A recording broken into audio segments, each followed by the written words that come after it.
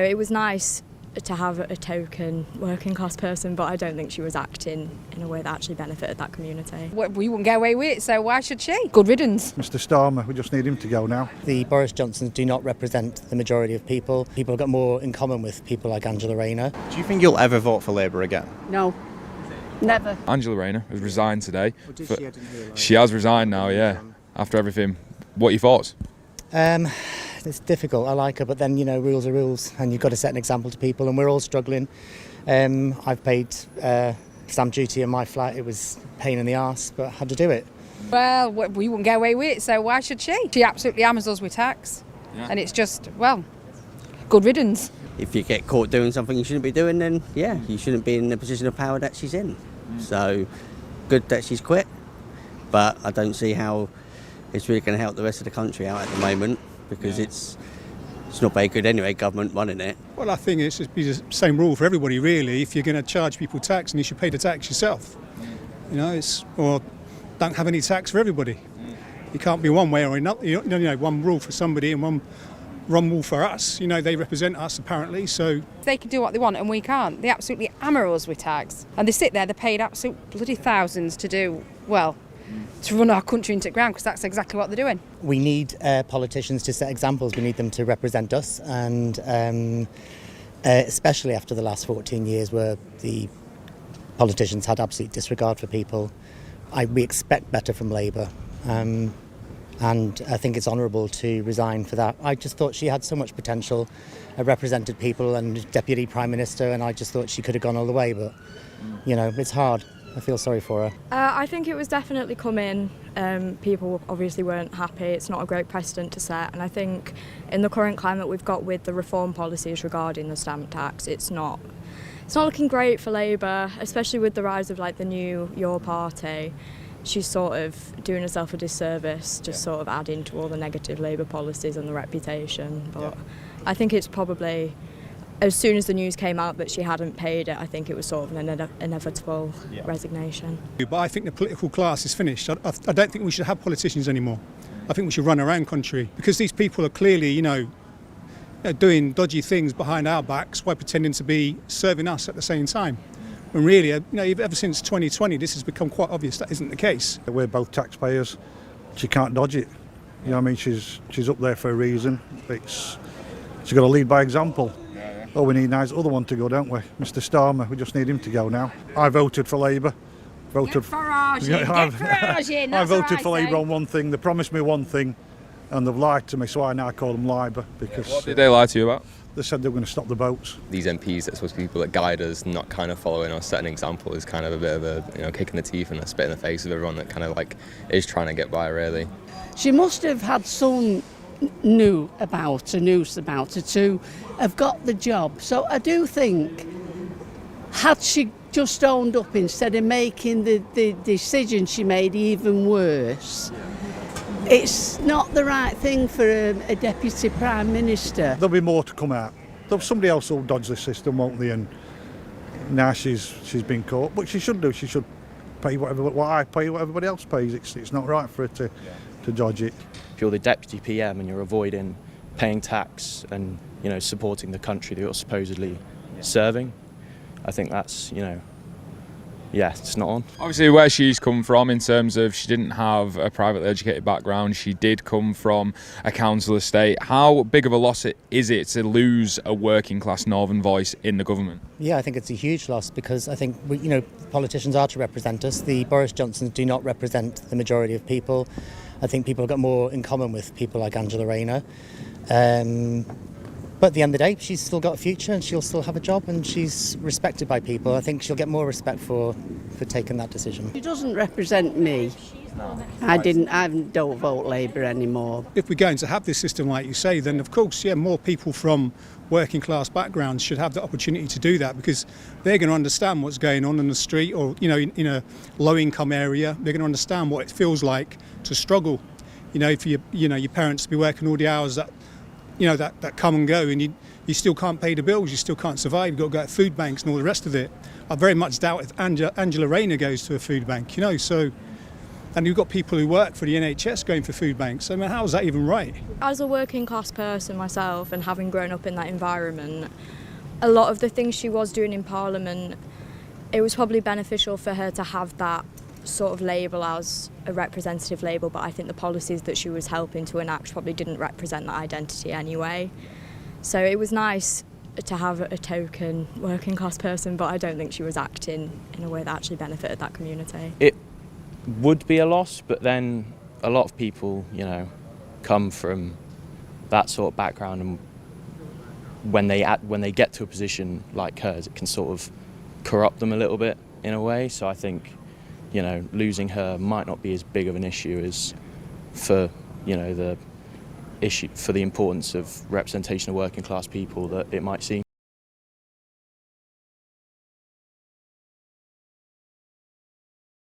What happens when a politician is cornered and every carefully crafted answer starts to unravel? Trevor Phillips didn't just ask Rachel Reeves tough questions. He dismantled her narrative, exposing contradictions and confusion in real time. For someone responsible for managing the nation's finances, Reeves appeared unprepared, struggling to explain the so-called £22 billion black hole that has dominated headlines. What seemed like a simple interview turned into a high-stakes confrontation, leaving viewers shocked, bewildered, and questioning everything they thought they knew about the government's economic story. From the very first question, the tension was palpable. Trevor Phillips began calmly, almost disarmingly, asking Rachel Reeves to clarify the economic crisis she had repeatedly warned about. Can you explain exactly what this £22 billion black hole is? He asked. And in that moment, the polished veneer of the Chancellor's message began to crack. Reeves, who has long projected confidence and authority over the nation's finances, faltered almost immediately, struggling to pin down the origin of the figure. Her response, long-winded and filled with jargon, tried to shift focus to general economic policies, past governments and forecasts. But it didn't land. Phillips pressed, not aggressively, but with relentless precision, holding her statements up against actual data, revealing discrepancies that could not be ignored. What followed was more than political awkwardness. It was a slow, visible unravelling of a carefully constructed narrative, a chain of answers that contradicted themselves and raised questions about credibility. Reeves's attempts to defend the government's handling of the economy often collided with reality. She spoke of growth, stability and rising living standards, yet the very reports she referenced, including those from the Office for Budget Responsibility, painted a far more nuanced picture. When pressed on wage increases, inflation and the rate of growth, her answers became circular, repetitive and increasingly defensive. Each time Phillips returned to the £22 billion black hole, the Chancellor's explanations became less coherent, revealing a struggle not just with words but with substance. The calm, almost clinical approach of the interviewer only amplified the cracks in her narrative, turning what should have been a routine political update into a masterclass in scrutiny and accountability. For viewers, the interview was uncomfortable yet compelling. Reeves's rhetoric about returning stability to the economy and safeguarding public finances clashed with her inability to explain core figures clearly. It wasn't a matter of minor misstatements, it was a display of inconsistency and exposure of a leader out of step with the facts she was meant to command. As she shifted blame to previous administrations or promised improvements that sounded distant and intangible, Phillips maintained focus on what mattered most: the present reality, the numbers that affected everyday lives, and the economic choices voters would have to live with. This relentless questioning stripped away the gloss of rehearsed messaging, showing that even a chancellor could be vulnerable under pressure when facts and data were brought to the forefront. By the end of this opening segment, it became clear that the stakes were higher than just an awkward interview. Reeves was not merely defending a policy, she was defending her credibility, her authority, and the trust of the public. Every stumble, every vague reference, and every moment of backpedaling was magnified by the calm, unyielding pressure applied by Phillips. The audience could see the tension, the mental strain. and the difficulty of navigating a topic that had been framed as a crisis by the government itself. In those first crucial minutes, a simple question about a financial figure turned into a pivotal moment, exposing the precarious balance between political messaging and the harsh light of scrutiny, setting the tone for what was about to become a full unravelling of the Chancellor's narrative. As the interview progressed, it became evident that Rachel Reeves was not just struggling with one question, but with an entire framework of her own economic narrative. Every attempt to justify the so-called £22 billion black hole seemed to entangle her further, revealing inconsistencies that were impossible to ignore. She referenced past government failures, global economic pressures, and long-term structural challenges, yet Phillips' methodical approach left no room for deflection. Calm, deliberate, and precise, he cut through the layers of political rhetoric, returning again and again to the fundamental question: where did this figure come from, and what did it truly signify for everyday citizens? It was a subtle but devastating strategy. Rather than confrontational theatrics, Phillips relied on quiet, relentless pressure, using data and past reports to expose discrepancies and contradictions. As Reeves spoke, her language became increasingly convoluted. Terms like fiscal headroom, public finance stability, and long-term economic strategy were repeated, but each repetition only highlighted the gap between her words and the realities that economists and citizens were facing. The tension in the room escalated as Phillips juxtaposed Reeves's claims with evidence from respected institutions, including the Joseph Rowntree Foundation and the Office for Budget Responsibility. These reports painted a stark picture of stagnating wages, rising costs of living, and households struggling to balance budgets. Yet Reeves's responses often dismissed or downplayed these findings. She insisted that living standards were improving and that policy interventions were already making an impact, but she struggled to provide concrete examples or reconcile her statements with the figures in front of her. It was not just an inability to answer a question, it was a demonstration of a political strategy colliding with reality. As Phillips calmly pressed for clarity, the cracks widened, revealing that even the Chancellor herself was caught between what had been presented to the public and what the actual data suggested. Each answer seemed rehearsed, yet under pressure, the rehearsals fell apart, leaving moments of hesitation, repetition, and conflicting statements that were impossible for viewers to ignore. Phillips' approach was surgical. He didn't need to raise his voice or employ dramatic confrontations. His power came from precision, from asking the same question in multiple ways until it could no longer be avoided. When he brought up the issue of interest rates, wage growth, and inflation, Reeves attempted to redirect attention to the measures the government had taken, such as cuts in interest rates and policy reforms. But Phillips countered each point with comparisons to real-world outcomes, highlighting the gap between claimed progress and observable results. The audience could see the unravelling unfold in real time. A chancellor who had prepared a strong narrative now appeared defensive, uncertain, and at times evasive. For anyone paying attention, it became clear that this wasn't a matter of debating interpretation. It was about confronting the mismatch between a political message and economic reality. By mid-interview, the strain on Reeves was palpable. Her attempts to shift blame or offer generalised reassurances often fell flat. Every time she tried to provide context, Phillips returned to the numbers, systematically dismantling her explanations. The £22 billion black hole, initially presented as an urgent fiscal emergency, became a symbol of miscommunication and selective presentation of data. Reeves's repeated references to inherited economic problems, her focus on long-term strategies, and her invocation of government stability failed to address the immediate questions about everyday financial pressures.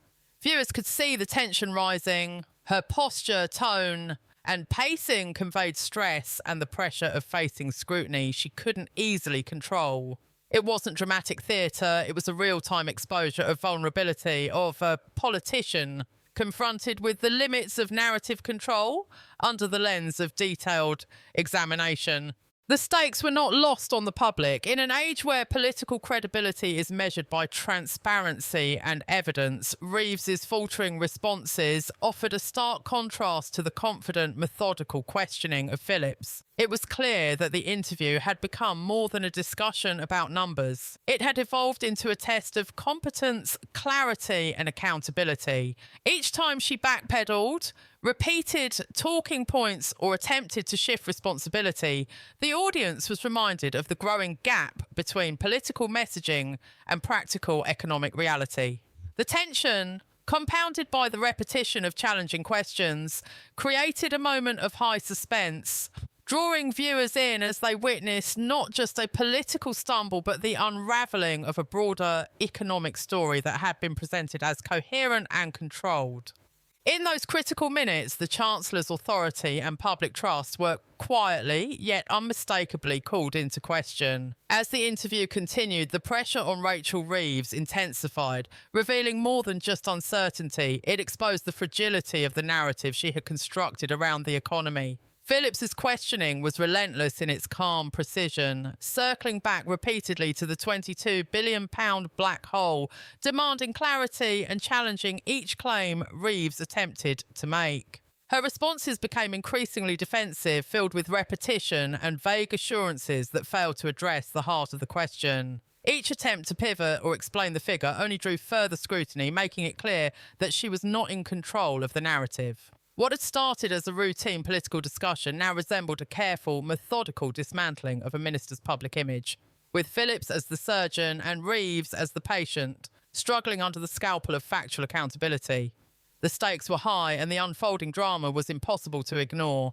Reeves' attempts to contextualise the black hole within long-term fiscal policy failed to satisfy Phillips or the audience. She emphasised inherited economic problems and promised stability, yet Phillips juxtaposed these statements with reports showing that inflation remained persistent, living standards were under strain, and wages were not rising in line with costs. Her repeated insistence that the government's actions had already restored balance rang hollow against the mounting evidence to the contrary. Each explanation came across as reactive rather than authoritative, highlighting a disconnect between political messaging and observable reality, and the calm, almost surgical approach of Phillips accentuated these missteps, turning what might have been a minor stumble into a full-fledged revelation of a leadership struggling to maintain control under scrutiny. The critical moment arrived when Phillips cited respected institutions, including the Joseph Rowntree Foundation, whose reports documented widespread financial hardship and stagnating wages across the UK. These data points directly contradicted Reeves's optimistic portrayal of economic recovery. Instead of addressing these findings with specific counter-arguments or acknowledging the nuance, Reeves brushed them aside, reverting to generic assurances about policy measures and future forecasts. Her repeated deflection, reliance on jargon, and vague references to economic stability only served to deepen the sense that she was out of her depth. For viewers, the contrast was striking. Here was a Chancellor of the Exchequer meant to inspire confidence in the nation's finances, visibly struggling to align her statements with verifiable facts. It was a lesson in how political narratives, no matter how carefully crafted, can collapse under the relentless pressure of evidence-based questioning.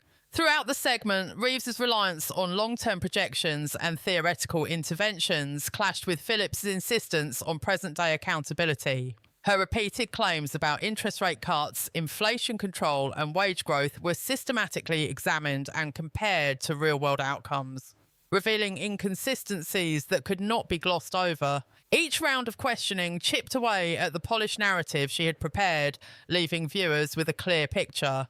This was more than a communication failure, it was a leadership challenge. The so-called £22 billion black hole became symbolic, representing not just a fiscal question, but a test of credibility, competence and transparency. Phillips's measured persistence forced Reeves to confront the limits of her own explanations, exposing the gap between political assertion and economic reality in real time. By this point, the interview had transformed into a gripping display of political tension. Reeves's backpedalling, repetition and reliance on inherited blame reflected the difficulty of defending a narrative under continuous scrutiny. Her attempts to reassure the public with broad statements about stability, fiscal prudence and policy foresight faltered against the specificity of Phillips' questions. The £22 billion figure, initially presented as a crisis requiring urgent action, now highlighted the challenges of clarity and accountability in political messaging. As viewers watched, they witnessed not only a minister struggling to defend a controversial number, but a broader unravelling of confidence in the government's economic stewardship. The stakes were clear. Credibility was on the line, and Reeves' performance risked undermining public trust, exposing vulnerabilities that could have long-term implications for both her reputation and the administration she represented. Even as she attempted to shift focus to broader policy initiatives, the tension remained palpable. Every reference to tax reform, spending priorities, or long-term economic planning was met with Phillips' insistence on specifics, numbers, and real-world outcomes. The audience could see the growing pressure, the mental strain, and the unravelling of a message that had been meticulously crafted but could not withstand scrutiny. It was a moment of political theatre and reality colliding, with the calm yet unyielding scrutiny of the interviewer turning a standard interview into a public lesson on accountability, the fragility of narrative, and the importance of clarity in leadership. For viewers, the unfolding drama was both thrilling and revealing, leaving no doubt that this interview had exposed deep fissures in Reeves's economic messaging and, by extension, the credibility of the government's financial story.